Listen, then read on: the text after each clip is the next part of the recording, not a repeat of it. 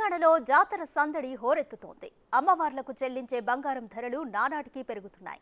అయితే బంగారం ధరలు పెరిగినా భక్తులు మాత్రం వెనక్కి తగ్గడం లేదు.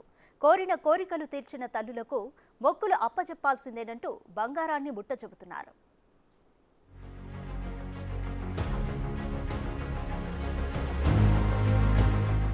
ఉమ్మడి కరీంనగర్ జిల్లాలో మేడారం జాతర కోలాహలం మొదలైంది.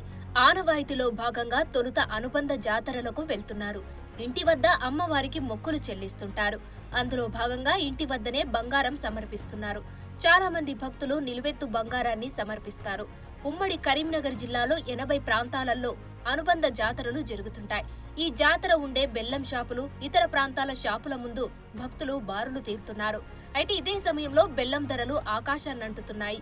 మొన్నటి వరకు కిలో 30 రూపాయలు ఉండగా ఇప్పుడు 40 రూపాయల వరకు చేరుకుంది. భక్తులు భారీగా తరలి వస్తుండటంతో పలువురు వ్యాపారులు నాసిరకం బెల్లాన్ని అంటగడుతున్నారు.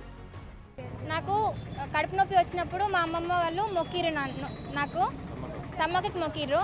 అందుకే ఇప్పుడు మొక్కు తీర్చుకోవడానికి వచ్చినాం. బెల్లం జోకిచ్చిర్రు, నాయత్తు బంగారం వేసిర్రు. పల్లె పట్నం అనే తేడా లేకుండా సమ్మక్క సారలక్కను కొలుస్తుంటారు. అమ్మవారి పూజలో భాగంగా బెల్లాన్ని బంగారంగా ముట్ట చెప్పుతారు.